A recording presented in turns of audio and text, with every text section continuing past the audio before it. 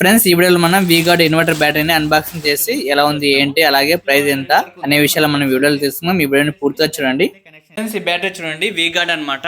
చూడండి వీగార్డ్ మనకి బ్యాటరీ అయితే ఇలా ఉంటుంది. సో దీని మోడల్ చూడండి, VT165S అనమాట. Tall tubular battery.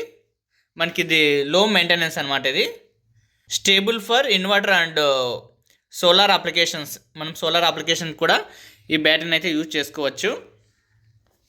ఇది మనకి 54 months వ్యారంటీ కూడా ఇస్తారు. రూబెస్ ట్యూబ్లర్ కన్స్ట్రక్షన్స్.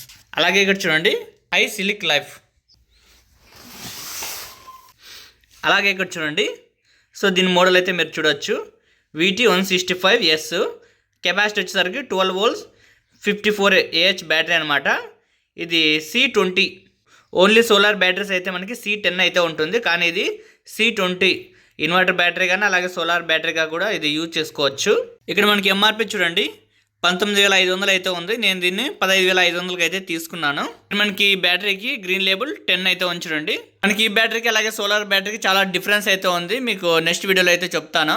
సో ఇప్పుడు మనం సీల్ అయితే ఓపెన్ చేద్దాం.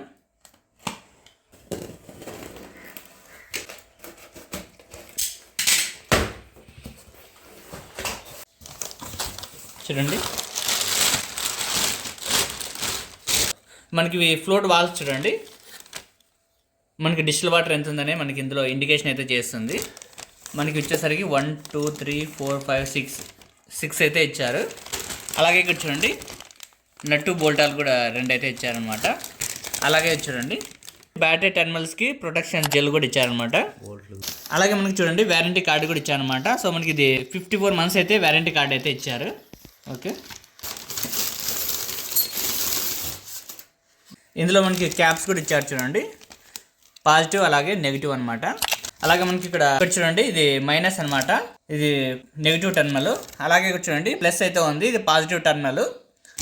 మనకి బ్యాటరీ వచ్చేసరికి 12 volts బ్యాటరీ అనమాట. సో మనం చెక్ చేద్దాం ఒకసారి. 20కి అయితే సెట్ చేస్తున్నాము. మనకి ఇది 12 volts బ్యాటరీ కాబట్టి బ్లాక్ వచ్చేసరికి నెగిటివ్కి అలాగే రెడ్ వచ్చేసరికి పాజిటివ్కి అయితే సెట్ చేస్తున్నాము. చూడండి మనకి 12.12 అయితే చూపిస్తుంది, మనకి 12 volts బ్యాటరీ కాబట్టి. సో మనకి మ్యాక్సిమం దీంట్లో మనకి ఇక్కడ చూడండి మనకి బిలో 12.40 అయితే వోల్ట్స్ అయితే ఉండాలి. సో మనకి కొంచెం తక్కువ అయితే ఉంది కాబట్టి దీన్ని చార్జ్ చేయమని చెప్తున్నారు.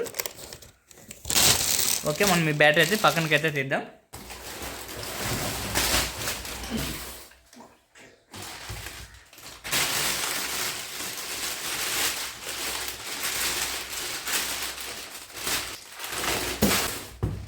మనకి బ్యాటరీ అయితే ఇలా ఉంది.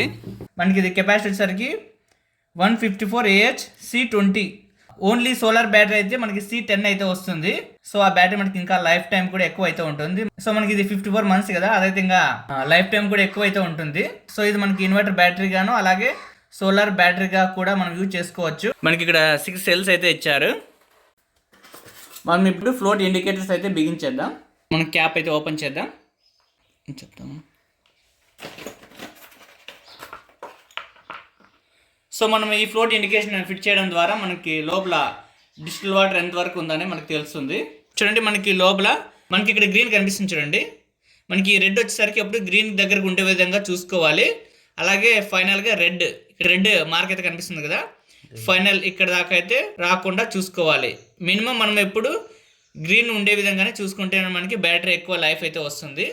అలాగే మనం మిగతా సెల్స్ కూడా ఫ్లోట్ ఇండికేటర్ అయితే ఫిట్ చేద్దాం. సో మనం ప్రతి సెల్ కూడా మనం ఫ్లోట్ ఇండికేషన్ అయితే ఫిట్ చేసుకోవాలి.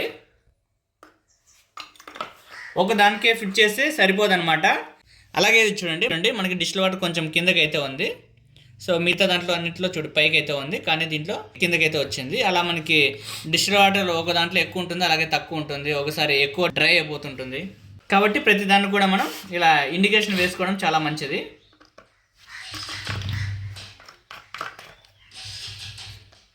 చూడండి దీంట్లో కొంచెం తక్కువ అయితే ఉంది. మనం బ్యాటరీకి ఫ్లోట్ ఇండికేటర్స్ అయితే బిగించేసాం చూడండి. మనకి ఒక్కొక్క సెల్లో కొంచెం డిస్టిల్ వాటర్ ఇక్కడ ఎక్కువ అయితే ఉంది, అలాగే కొన్ని సెల్స్లో డిస్టిల్ వాటర్ అయితే తక్కువ ఉందన్నమాట. సో అన్ని ఫ్లోట్ ఇండికేటర్స్ బిగించుకున్నట్లయితే మనకి ఒక్కొక్క సెల్లో ఎంత డిస్టిల్ వాటర్ ఉందని మనం ఈజీగా ఐడెంటిఫై అయితే చేసుకోవచ్చు. దానివల్ల మనం డిజిటల్ వాటర్ తగ్గినప్పుడు మనం డిజిటల్ వాటర్ అయితే పోసుకోవచ్చు. నెక్స్ట్ వీడియోలో మనం ఇన్వర్టర్ కనెక్షన్ ఎలా చేయాలో తెలుసుకుందాం.